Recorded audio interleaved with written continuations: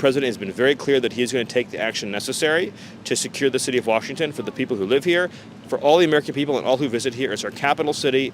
It is more violent than Baghdad. It is more violent than parts of Ethiopia, parts of many of the most dangerous places in the world. It's really shocking if you actually look at the graph that has been shown comparing parts of some of the most dangerous failed states in the world compared to D.C.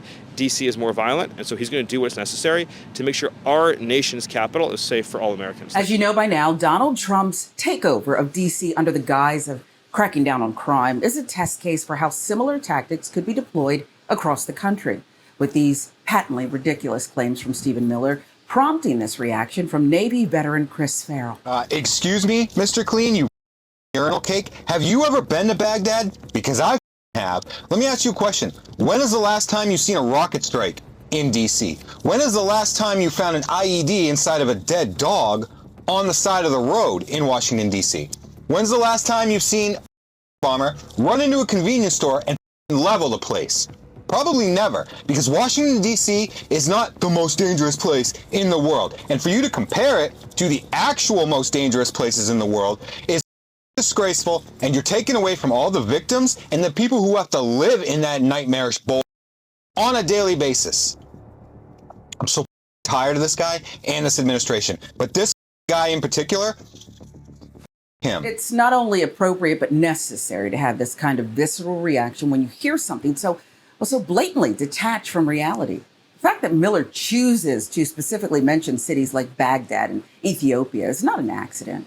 He's cherry-picking data to play directly into the bigoted attitudes of his base, using xenophobic dog whistles to craft a terrifying vision of what this country could become under his direction. This kind of rhetoric is the intellectual foundation for state-sponsored cruelty. It's disgusting, it's dangerous. We've known for over a decade now that Miller is the worst of the worst and should be nowhere near levers of power. But sadly, that's not the world we live in. We'll unfortunately have to settle for sounding the alarm, mocking him just like Farrell did. What are your thoughts on Democrats saying that Republicans are weird? It was a tremendous victory for President Trump. It was an incredible night. Victory on immigration, victory on the economy, victory on inflation, victory on Afghanistan, victory on Ukraine. Really an incredible night for President Trump, where he laid out his vision to the American people and really made her own the record of the last 3.5 years. You evaded the weird question. If you could only eat one condiment for the rest of your life, what would it be? One condiment? Yeah. Does barbecue sauce count? Yeah. Okay, barbecue sauce. Not mayonnaise? No. No, mayonnaise is like, in low doses is good, but it's kind of, like I had a buddy who used to eat French fries with mayonnaise. I thought that was disgusting. It's the only thing my husband eats. With French fries or like period? Period. Okay. Wow. I didn't realize. He's only a mayonnaise guy. Okay. I learned something about Stephen I didn't know. Yeah. It's whatever. I just don't want to harp on the weird thing because a lot of people have called you weird before. And harping on it right now. But even before Tim Walz said it, like a lot of people have been calling you weird. Nothing's weirder than How do you respond to that? People saying that you make them a little uncomfortable and that people kind of get uneasy when they're around you. Nothing's weirder than giving tampons to boys, as Tim Walz did. That's actually not true. That it was fact checked. That's actually not true. Anyway, so that's not true. We fact checked it, and he does make people very uncomfortable, and I was very uncomfortable when I talked to him. The absurdity of this administration and its surrounding cast of characters knows no bounds. We are now in a media environment where someone like Stephen Miller's wife can have a podcast, let alone have a guest like J.D. Vance on. It's treated as legitimate media, a legitimate platform for serious political discussion. The current media environment is a clown show, and we are being asked to take the clowns seriously.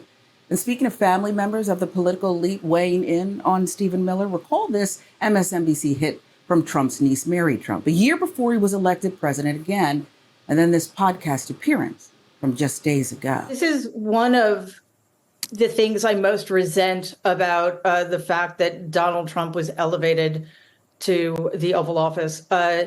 We got subjected to people like Stephen Miller, who is perhaps the most, at least one of the most vile political creatures in this country's history.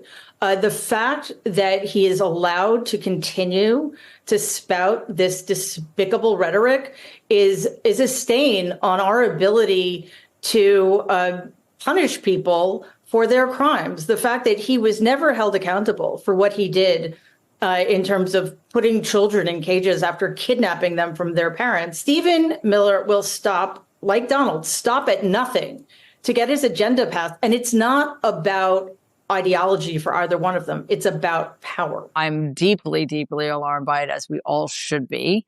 As you said, it's based on egregious lies and manipulated statistics. You know, lies, damn lies, and statistics. I mean, that's where we are now, and I think it is made so much worse by the background you just gave us.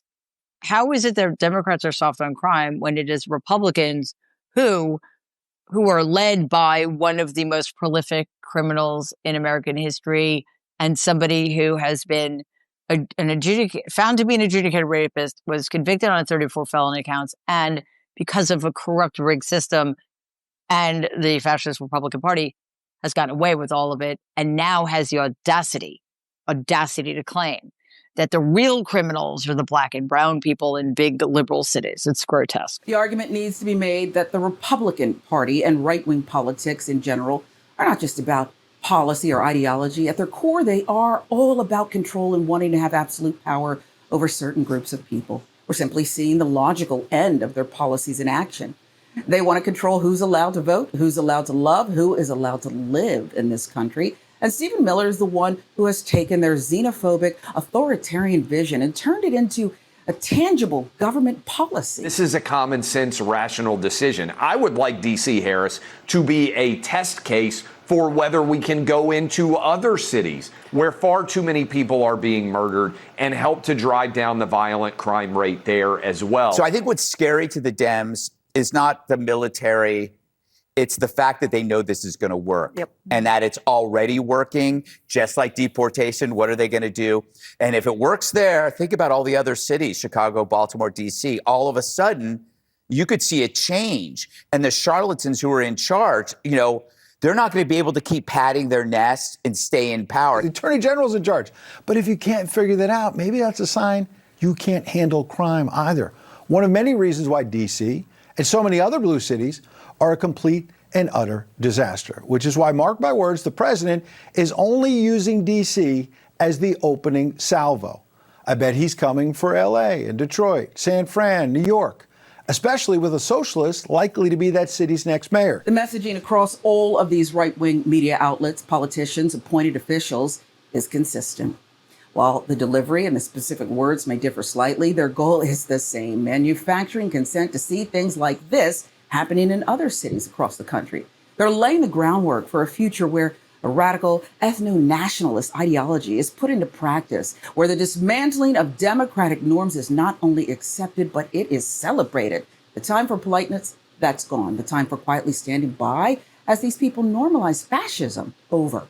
We must use every platform, every voice, every tool we have to make sure the American people understand exactly what's at stake.